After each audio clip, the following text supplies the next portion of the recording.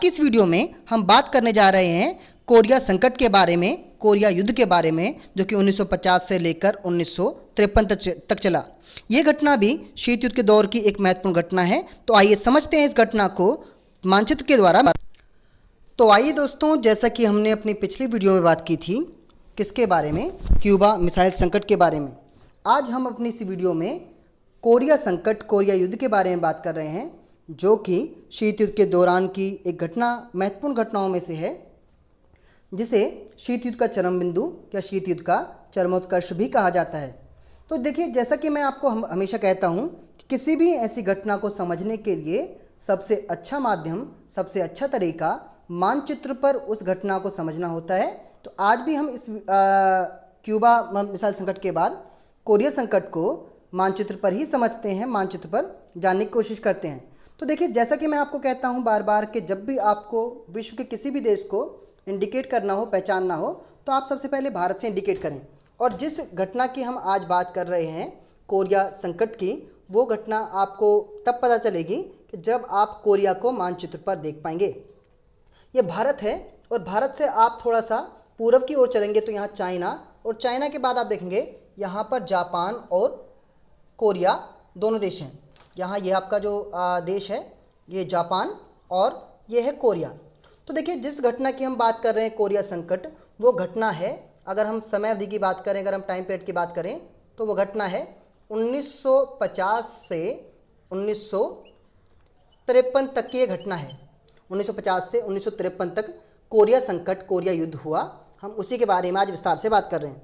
इस घटना को बहुत अच्छी तरह समझने के लिए हमें कोरिया के इतिहास को थोड़ा सा जानना पड़ेगा, कोरिया की जो बैकग्राउंड है उसको थोड़ा सा जानना पड़ेगा। तो देखिए, हमें पता है कि दूसरा विश्व युद्ध यानी कि सेकेंड वर्ल्ड वॉर 1945 तक हुआ, और 1945 तक ये जो कोरिया है, ये जो कोरिया हम आज दो हिस्सों में देखते हैं, नॉर्थ कोरिया और साउथ कोरिया, ये कोरिया 1945 तक यानी कि दूसरा विश्व युद्ध होने तक सिर्फ कोरिया था, उत्तरी कोरिया या दक्षिणी कोरिया नहीं था। और ये जो कोरिया है, ये इस समय तक जापान का उपनिवेश था, यानी कि जापान का कब्जा, जापान का शासन कोरिया पर था 1945 तक, दूसरा विश्व युद्ध समाप्त होने तक। तो जैसा कि हम पहले भी पढ़ चुके हैं कि 1945 के सेकेंड वर्ल्ड वॉर जो समाप्त हुआ 1945 में, उसमें जापान की स्थितियां बहुत ख़राब हो गई थीं।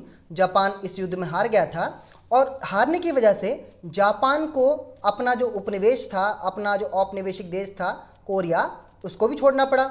और हुआ ये कि 1945 में जब जापान ने कोरिया को छोड़ा, तो उस समय क्या हुआ कि जापान ने कोरिया में दो सेनाओं के सामने आत्मसमर्पण किया, सरेंडर किया।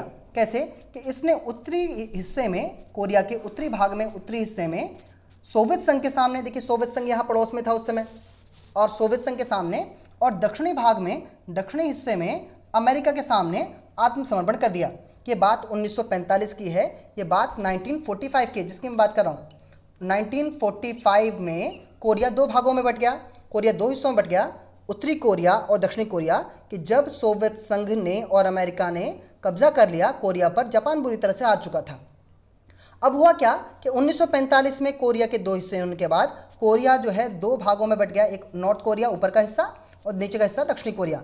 अब हुआ ये कि कोरिया में अलग अलग हिस्सों में, उत्तरी हिस्से में और दक्षिणी हिस्से में दो अलग अलग सरकारें स्थापित हुई। उत्तरी कोरिया में सोवियत संघ की तर्ज पर, सोवियत संघ यहाँ पर था, उसकी तर्ज पर साम्यवादी सरकार स्थापित हुई, और दक्षिणी वाले भाग में अमेरिका की पूंजीवादी सरकार स्थापित हुई। इस तरह कोरिया में शासन व्यवस्थाएं चलने लगी। अब ये जो दौर था 1945 के बाद का, जिसे हम शीत युद्ध के नाम से जानते हैं, यानी 1945 से 1991 तक, 1991 तक ये जो पूरा दौर चला, उसे हम शीत युद्ध कहते हैं। शीत युद्ध के दौर में हम पहले ही पढ़ चुके हैं अपनी पिछली वीडियो में कि अमेरिका और सोवियत संघ किसी भी तरह से, किसी भी माध्यम से दूसरे देशों को अपने साथ मिलाने की कोशिश कर रहे थे, अपने साथ मिलाने के पूरे प्रयासों में लगे हुए थे। अब इसी क्रम में क्या हुआ कि जो ये जैसा कि कोरिया में, क्यूबा में हुआ था कि क्यूबा पर अमेरिका हमला करना चाह रहा था और क्यूबा सोवियत संघ के साथ था, और वैसा ही कुछ 1950 में हुआ कि उत्तरी कोरिया ने दक्षिणी कोरिया पर आक्रमण कर दिया। यानी कि जो सोवियत संघ वाला कोरिया था, इसने अमेरिका वाले कोरिया पर, साम्यवादी कोरिया ने पूंजीवादी कोरिया पर आक्रमण कर दिया। कब? 1950 में, 1950 में। अब ये जो हमला हुआ उत्तरी कोरिया का दक्षिणी कोरिया पर, ये बिल्कुल निश्चित है कि ये कोरिया बिना सोवियत संघ के समर्थन के, बिना सोवियत संघ के साथ के हुआ हो।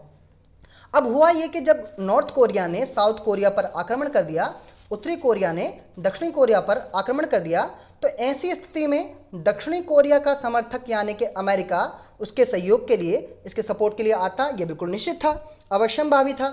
अब ऐसी स्थिति के जहां पर नॉर्थ कोरिया और साउथ कोरिया के बीच का ये छोटा सा झगड़ा, और संभावना ये पैदा हो गई कि जब साम्यवादी वाले कोरिया ने पूंजीवाद वाले कोरिया पर यानी उत्तरी कोरिया ने दक्षिणी कोरिया पर आक्रमण कर दिया, ऐसी स्थिति में अमेरिका का अपने समर्थन वाले हिस्से के समर्थन में आना, उसके साथ आना अवश्यंभावी था, अनिवार्य था। अब इस स्थिति को कि जब नॉर्थ कोरिया सोवियत संघ के समर्थन से दक्षिण कोरिया पर आक्रमण कर चुका था और दक्षिणी कोरिया के समर्थन में अमेरिका का आना बिल्कुल निश्चित हो गया, इस स्थिति को पूरे विश्व ने संकट के रूप में देखा, दोनों महाशक्तियों के बीच युद्ध के रूप में देखा। और दोनों देशों के बीच यानी अमेरिका और सोवियत संघ के बीच युद्ध का मतलब था पूरे विश्व का खात्मा, पूरे विश्व की समाप्ति। और हुआ ये कि जब प्रारंभ में ये घटना शुरू हुई 1950 में, तो आस पड़ोस के जो देश थे उन्होंने उत्तरी कोरिया को इसके लिए चेतावनी देने की कोशिश की, उन्हें चेता देने की कोशिश की, लेकिन उत्तरी कोरिया क्योंकि सोवियत संघ के समर्थन प्राप्त था, इसीलिए उत्तरी कोरिया ने हमला नहीं हटाया। अब हुआ ये कि भाई इसकी शिकायत यूएनओ से की गई, अंतर्राष्ट्रीय संगठन से की गई कि उत्तरी कोरिया ने दक्षिणी कोरिया पर आक्रमण किया है। सोवियत संघ वाले कोरिया का दक्षिणी कोरिया यानी अमेरिका वाले कोरिया पर आक्रमण होना, इसने पूरे विश्व के लिए संकट पैदा कर दिया।